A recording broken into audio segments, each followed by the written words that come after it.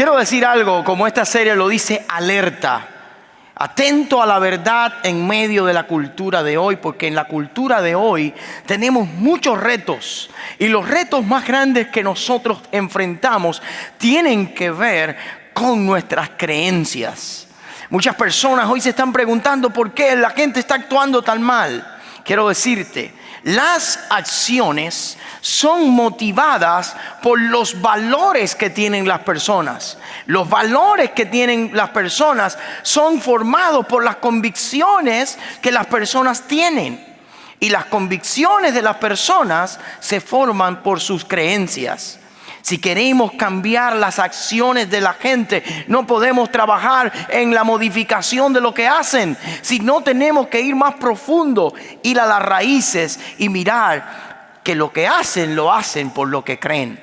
Es por eso que para mí es importante en este tiempo tan difícil y tan convulso en el que estamos viviendo con tanta incertidumbre, regresar a la palabra de Dios para mirar las verdades que como creyentes nosotros creemos, y con ellas en mente volver a examinar nuestras convicciones. Con ellas en mente entonces poder decir: así es como se cambian las acciones.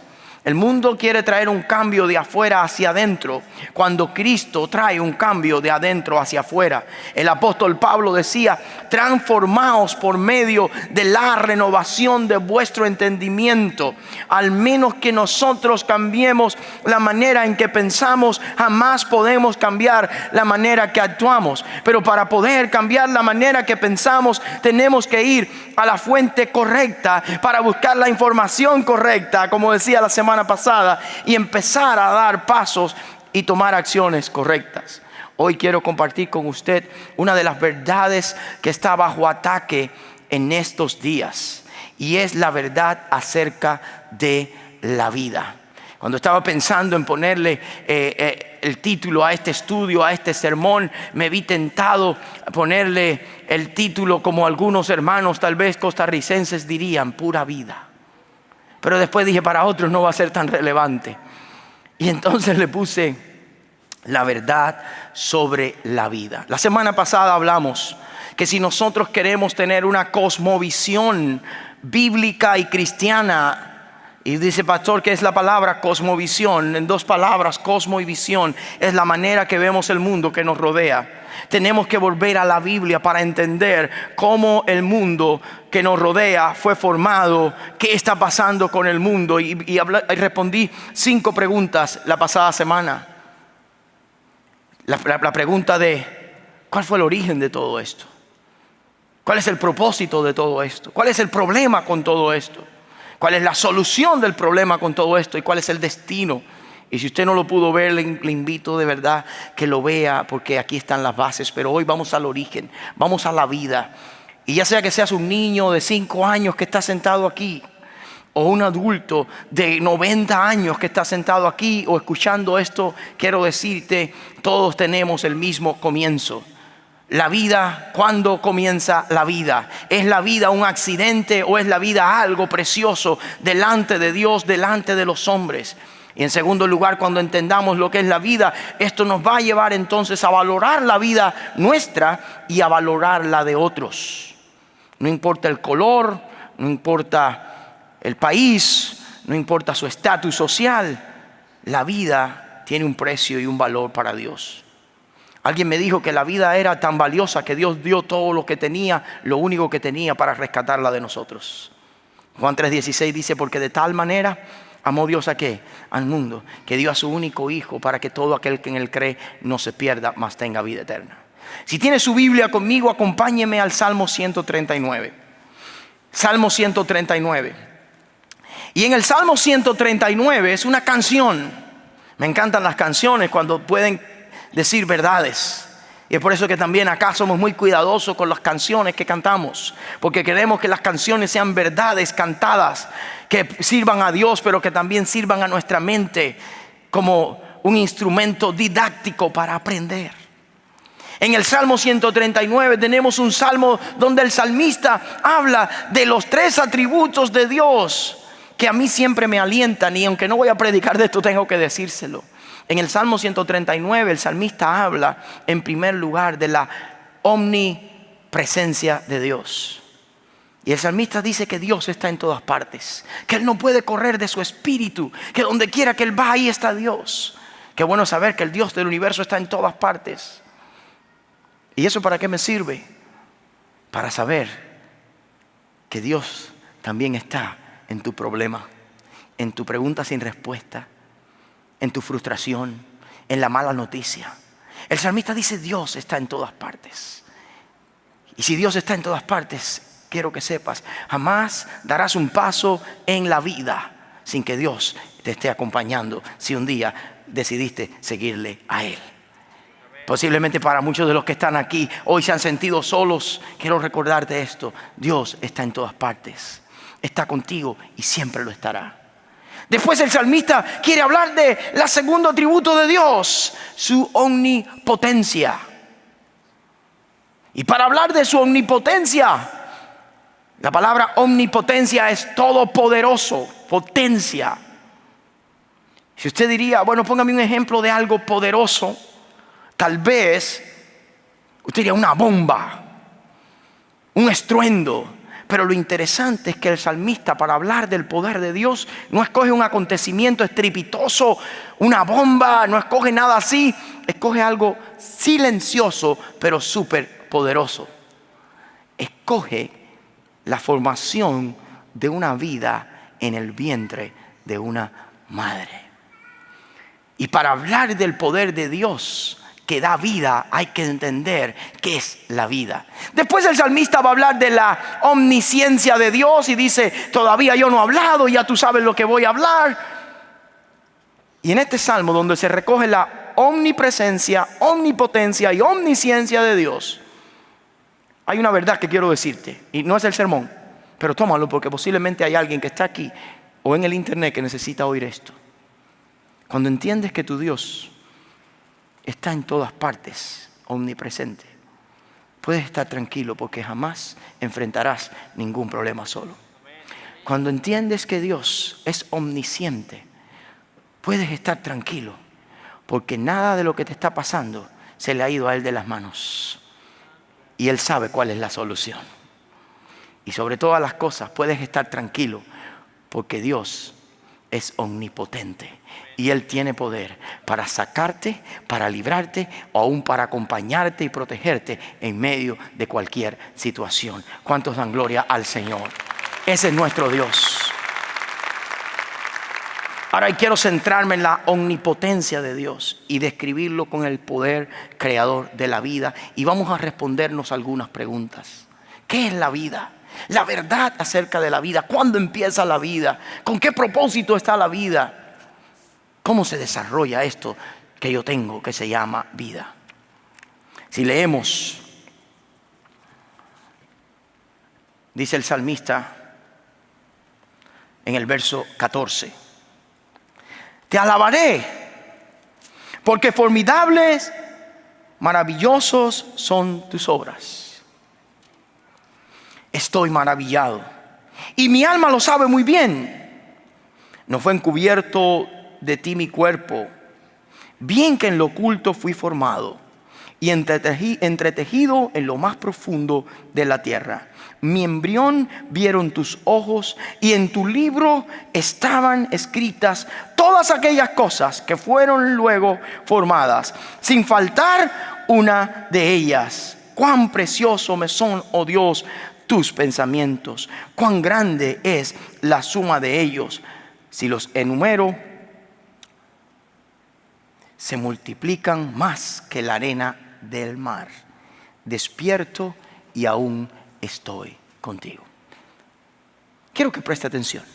El salmista está escogiendo lo que pasa en el vientre de una mujer para describir el poder de Dios. ¿A quién se le ocurriría? Porque yo creo que el poder más grande de Dios es poder dar vida. Jesucristo da vida a los muertos espirituales. Dios en el principio sopló aliento de vida al hombre. ¿Sabes una cosa? Dios es un Dios de vida. Y si queremos entender la vida, tenemos que entenderla a la luz de lo que Dios, que es vida, que da vida, dice que es la vida. ¿Listos? ¿Qué es la vida? La verdad acerca de la vida. Los creyentes hoy tienen retos. Estamos escuchando leyes, estamos escuchando cosas de cuándo empieza la vida, de si quitar la vida a un bebé en el vientre de su madre o no. Estamos escuchando estas cosas y muchos estamos confundidos. Quiero decirles, estaba mi esposa y yo leyendo esta semana, estamos leyendo segundo libro de Crónicas, primero y segundo de Crónicas, y viendo cómo cuando David comienza a hacer su ejército, hay mucha gente que podía tirar piedras, hay mucha gente que podía manejar espadas, hay mucha gente que podía manejar lanzas, hay mucha gente que podía matar gigantes. Pero hay un grupo en el ejército de David que el que está escribiendo hace una pausa para decir quiénes son. Esto no va a salir aquí, pero anóteme esto si puede para que lo lea y lo piense de esta manera. En primer libro de Crónicas, en el capítulo 12, verso 32, la Biblia dice esto. Y escuchen por qué quiero decirles esto, iglesia. De los hijos de Isaacar, describiendo todo el ejército, dice 200 principales, solo 200, entendidos en los tiempos y que sabían lo que Israel debía de hacer, cuyos dichos seguían todos sus hermanos. En medio de un gran ejército hay 200 personas únicos que entendían los tiempos, sabían lo que Israel tenía que hacer y todo Israel seguía lo que decían. ¿Qué tiempos eran? Era el tiempo donde David ya había sido ungido como rey, pero todavía no era el rey. Era el tiempo de transición. Y usted dice, ¿qué tiene que ver eso con nosotros? Hermanos, yo no sé si usted entiende en qué tiempo bíblico estamos viviendo. Estamos viviendo en el ya, pero todavía no. ¿Qué significa eso? En el que ya Cristo venció, ya está nombrado Rey de Reyes y Señor de Señores para reinar por siempre. Y toda lengua va a confesar que Él es Señor, toda rodilla se va a doblar ante Él, pero todavía no. Y en este medio tiempo, donde estamos esperando la segunda venida de Cristo y estamos viendo señales del fin, necesitamos que la iglesia entienda en qué tiempos estamos, qué cosas tenemos que esperar que pasen en estos tiempos y saber qué hacer y saber cómo actuar en la recta final. Porque cuando una iglesia entiende los tiempos proféticos bíblicos que estamos viviendo cerca de la venida del Señor, que va a pasar persecución, que va a pasar hambre, miseria, todas las cosas que la Biblia narra, pero dice, pero espérate, todavía esto es solo el comienzo. Y la iglesia no entiende en qué tiempo vive, tampoco la iglesia sabe cómo va a reaccionar. Y si no sabemos qué hacer, no vamos a poder guiar a nadie. ¿Y por qué hoy vamos a entrar a hablar de esto? Porque una de las cosas que la iglesia tiene que tener clara, ¿qué es la vida según la Biblia? En primer lugar, vamos a ver que la Biblia enseña en el Salmo, dice así: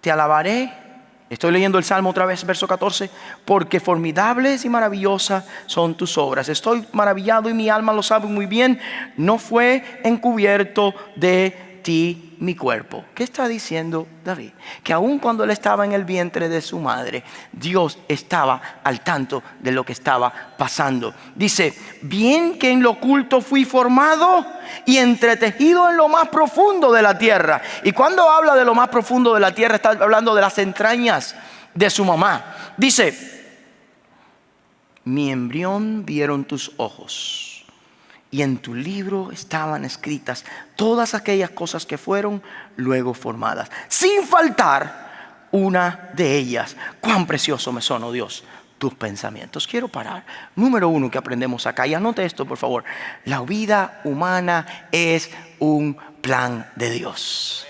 En el libro de Dios está escrito todo lo que iba a pasar con tu vida. La vida humana no es un invento de nosotros, no es una casualidad. No llegamos a este mundo por casualidad. La vida humana es un plan de Dios. Cuando Dios creó el mundo, creó al hombre y le dio aliento ¿de qué? De vida.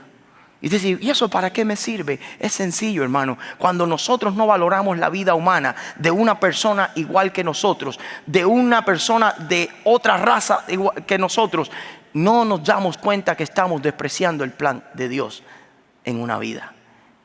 Cuando el mundo no valora la vida en el vientre, tampoco está valorando lo que es plan de Dios.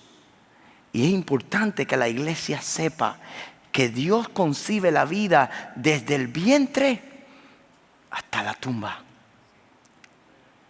Y cuando el creyente entiende eso, ahora no hay espacio para muchas cosas que a veces practicamos. Para el odio, para el racismo, para el aborto. ¿Por qué? Porque si yo veo que en otra persona está la imagen de Dios, yo tengo que decir, esto es plan ¿de quién? De Dios. Quiero que miremos un pasaje bíblico interesante. Pastor, ¿qué pruebas hay en la Biblia, aparte de esto, que Dios está trabajando con la persona en el vientre? ¿Cuántos conocen la historia de Jesús en el vientre de María y Elizabeth con Juan en el vientre? ¿Cuántos conocen esa historia? Para los que no conocen la historia, cuando Juan todavía no había nacido en el vientre de su madre Elizabeth y Jesús no había nacido, pero ya estaba en el vientre de María. María fue a visitar a Elizabeth y Juan reconoció al primo que era el Salvador del mundo y saltó en el vientre. La vida comienza en el vientre. Quiero decirle más. Las hermanas, cuando ese niño comienza a dar patadas y no dejarla dormir en la noche, ¿recuerdan eso? Levanten la mano las que recuerdan eso. Ya hace tanto tiempo, ¿verdad? Pero sí. Hay algunas que lo acaban de pasar y hay algunas que en estos momentos lo están pasando. Nosotros tenemos videos de familiares nuestros que dicen, mira, mira cómo se mueve. Ahora, ¿saben? Dios tiene un plan con cada uno de nosotros desde el vientre. ¿Cuántos lo saben? La Biblia nos enseña esto. ¿Quieren? Si puedes, busque Isaías 42, 1 y 2. Va a salir aquí, Isaías 42, 1 y 2. Nos enseña esto. Ahora pues, oye Jacob, siervo mío, y tú Israel, a quien yo escogí, así dice Jehová, hacedor tuyo, y el que te formó desde el vientre, el cual te ayudará. No temas, siervo mío Jacob, y tú Jesurum, a quien yo escogí. La Biblia enseña que Dios nos forma en el vientre y nos escoge desde el vientre. ¿Cuántos dicen, yo no sabía que desde el vientre de mi madre yo había sido escogido? ¿Sabes una cosa? A lo mejor para tus padres tú fuiste una casualidad. Este salió, no sé qué palabra usan en sus países, pero bueno, usted diga la suya. Aunque tus padres piensen eso, tú no eres una casualidad, tú eres plan de Dios, tu vida es plan de Dios y Él desde el vientre te estaba formando para algo. ¿Saben? Eso a mí me da aliento. Les voy a contar algo gracioso que me pasó. Esta semana estábamos en una reunión del senior staff de esta iglesia. El senior staff de esta iglesia, el único hispano soy yo. Todos los otros son gringos de 6 pies y un poco más. Nadie habla el inglés como lo hablo yo tampoco en esa reunión. Yo lo hablo, póngale lo que quiera, Sofía Vergara, Lucy, quien sea, ahí estoy yo. Pero en esa reunión empezamos a hablar y empezamos a discutir temas. Pero hubo un momento que la reunión se puso graciosa y nos empezamos a reír. Y una persona de los que estaba ahí dice, pero es que yo nunca te veo a ti porque tú eres muy chiquito. La gente dice, ¿sabes? No es políticamente correcto. Y la gente, dile algo. Dice, no. Por el segundo punto que dice aquí. tú me hiciste en el vientre de mi madre. Hey, si la vida es un plan de Dios, la formación de la vida, anota esto, también es un proceso de Dios. Y Dios te hace como Él quiere. Y lo que tú llamas defecto, Dios le llama oportunidad y virtud. Muchas veces nosotros decimos, ¿por qué Dios me hizo así? Y saben, cuando nace una persona con defecto y se tiene defecto, es mejor que no hubiera nacido. Tienes que tener cuidado, porque de todas maneras con defecto, lo que es defecto para ti es plan para Dios. Y muchas veces nosotros estamos siendo influidos por personas. Si el niño viene con defecto, sacrifícalo. No, puede ser plan de Dios. Yo conozco personas que han criado por toda su vida hijos con defectos. Y son una bendición para sus vidas. No lo cambiarían por uno normal. Bueno, es que no hay ninguno que sea normal, para que usted entienda. Para si usted cree, sí, no vaya a ser que usted esté aquí sentado en esta tarde o viéndonos por el internet bajo la impresión de que usted es normal. Pregúntele a su esposa. Normal para su mamá.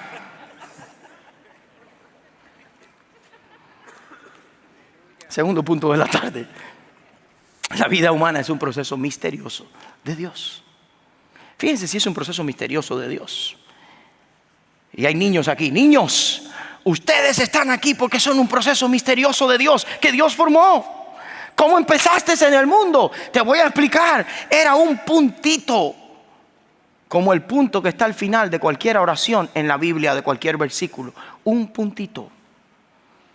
No era nada. Pero lo interesante, y tengo médicos aquí sentados ahora mismo, corríjanme si no, lo que voy a decir no es verdad, pero corríjanme después del culto, no delante de todos. Escuchen, en un puntito estaba todo lo necesario para que luego salieran 60 trillones de células. 160,000 kilómetros de fibra nerviosa. En un puntito. Toda la información genética lista en un puntito. 96,000 kilómetros de venas, arterias y vasos capilares que van a traer sangre, oxígeno a todo el cuerpo humano en un puntito. 250 huesos que a algunos se le han roto, pero por la misericordia y los milagros de Dios se soldan. ¿Dios es poderoso o no? ¿Es la vida un misterio que Dios va formando en el vientre, sí o no? Tú no eres una casualidad. Primeramente tú eres un plan de Dios que ha sido meticulosamente procesado en el laboratorio de Dios. Y el hombre lo único que ha hecho es descubrir, wow, cómo lo está haciendo Dios.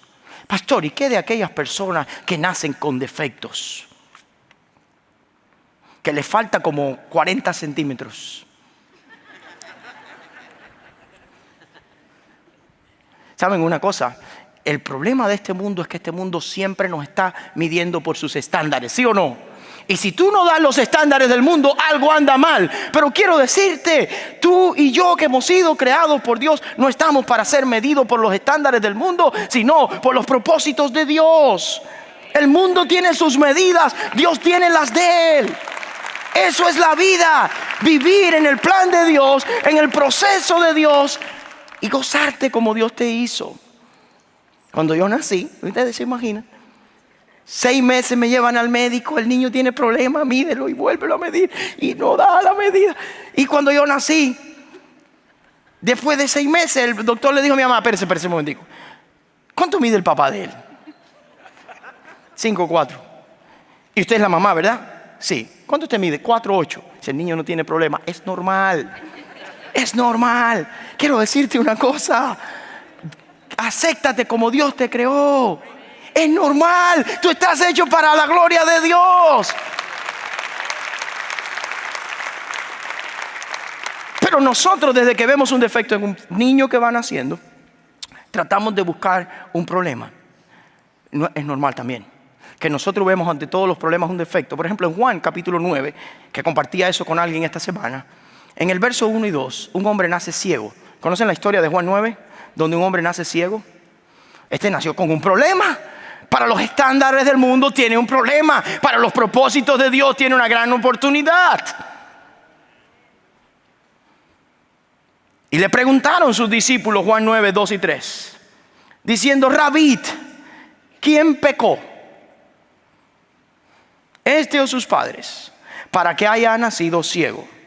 Respondió Jesús, no es que pecó este ni sus padres, sino para que la obra de Dios se manifieste en él. ¿Qué quiero decir con esto? Aún lo que para la gente es defecto está en el plan de Dios. Este no pecó ni pecó sus padres. En el plan de Dios, este necesitaba nacer ciego porque Dios se iba a glorificar en esta ceguera. ¿Qué hizo Jesús? Lo sanó. Quiero decirte, la vida es un proceso misterioso que Dios la forma y te hizo a ti como quiso hacerte para una sola cosa: para vivir para la gloria de Dios. Y los cristianos tenemos que entender que la vida es preciosa porque es un plan de Dios y es un proceso misterioso que Dios está haciendo, y donde tú ves un defecto, Dios ve una oportunidad de su gloria. No veas más defectos. Hay oportunidades de la gloria de Dios. ¿Saben cuando el salmista dice: mi embrión vieron tus ojos?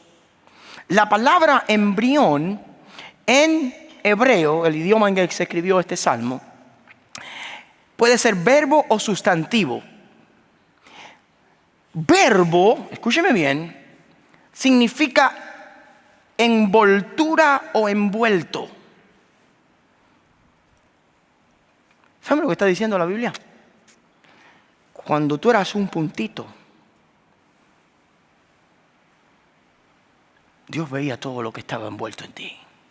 Y lo que Dios va a hacer en todo el resto de tu vida es desenvolver lo que Él tiene, los planes que tiene, el desarrollo que tiene, para que tú llegues a ser lo que Él ha planeado que sea. Posiblemente hay algunos que están todavía envueltos, no en el vientre, sino en el proceso de santificación. Pero quiero decirte, no es un accidente, sigues en el proceso. Lo que ahora está fuera del vientre, y hay cosas que todavía necesitan ser desenvueltas, porque Dios las va a hacer para la gloria de su nombre a través de tu vida.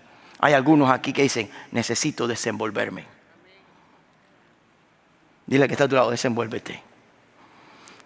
Dios tiene más. Ahora quiero que miren esto para ir cerrando.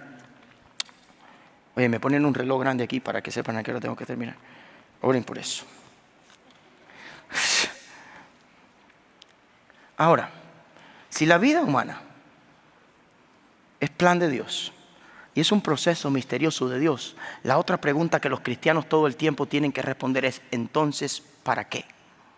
Y aquí quiero responder la tercera pregunta. La vida humana es parte de esos propósitos de Dios. Nadie, y ese es el problema que tenemos con la cosmovisión antibíblica y anticristiana. Si venimos de la casualidad y salimos del mono o no, de una gran explosión, estamos aquí por gusto. No hay razón de hacer nada. Pero si venimos de un Dios inteligente que nos creó en el vientre de nuestra madre, que en un punto puso toda la información genética necesaria, que nos tiene en ese proceso de desenvolvernos, entonces, ¿con qué propósito Dios se ha metido tan profundo? Con que cada persona pueda vivir para su gloria. Dios ha planeado, anote esto, que la vida humana es parte de los propósitos de Dios. Ciego, cojo, calvo, flaco, gordo, con un ojo sí y el otro no, no importa. Vive para los propósitos de Dios. Es por eso que nosotros como cristianos tenemos que defender la vida en todas las etapas, porque no saben lo que Dios va a hacer. ¿Saben cuántos están oyendo bien esta predicación? ¿Ustedes me oyen ahí arriba? Algunos la están oyendo por el internet. Ustedes están oyendo a un candidato a morir antes de nacer, predicar hoy. Cuando mi mamá supo que estaba en estado, embarazada de su segundo hijo, vivía en una casa que nada más que tenía un cuarto, no tenía patio, no tenía nada. La situación económica era tan crítica. Mi mamá limpiaba una casa para poder sostenernos mientras mi papá trabajaba noches enteras en un ingenio donde hacen azúcar. Y cuando mi mamá supo que estaba embarazada y yo tengo un hermano que ayer cumplió 50 años, pero tenía un niño pequeño y otro, la primera idea de mi papá y mi mamá fue decir, no tenemos los recursos económicos, no tenemos las condiciones, no estamos preparados. Hay que buscar una clínica. Pero la casa donde mi mamá trabajaba era una creyente, una cristiana, que hoy vive en Miami. Y le dijo, no, tú no puedes hacer eso. Porque la vida es un plan de Dios. Y lo que Dios está haciendo ahí es un proceso misterioso con un propósito. Nosotros te vamos a ayudar. Tú lo tienes que tener. Y ustedes tienen pastor hoy por una persona que aconsejó a otra y le explicó lo que es la vida.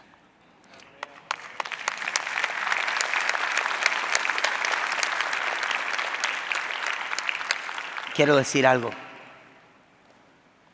Sí va a haber problemas en la vida.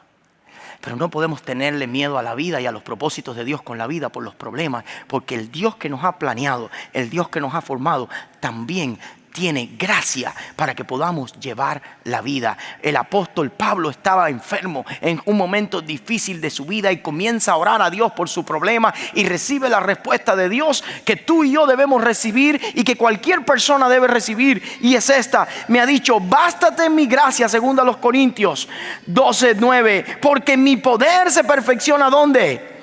En tus debilidades. Por tanto, de buena gana me gloriaré más bien en mis debilidades, para que repose sobre mí, ¿qué? El poder de Cristo.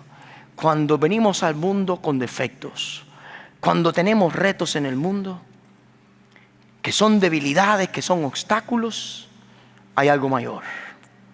Es la gracia de Cristo que nos sostiene. Es la gracia de Cristo que nos da fortaleza. Es la gracia de Cristo que dice, yo sé tu defecto, porque yo lo conozco todo. Aún no está el pensamiento en tu mente, ya Dios lo conoce. Pero yo tengo algo para ti, es mi gracia.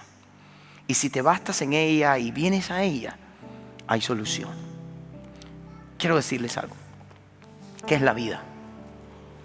La vida es un propósito, un plan de Dios. Ninguno de nosotros somos un accidente. La vida es un proceso misterioso que Dios forma como Él quiere, a su manera, porque lo hace con un propósito.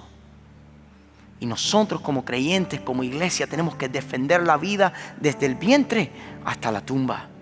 Tenemos que defender la vida de aquellos que son diferentes a nosotros o iguales a nosotros. De aquellos que tienen para nosotros defectos, tenemos que defenderla. Porque ¿quiénes somos nosotros para meternos en el plan de Dios y interrumpirlo? Es por eso que no hay derecho para quitar la vida en ninguna etapa. ¿Saben lo que me entristece a mí? Y por favor, escúcheme bien.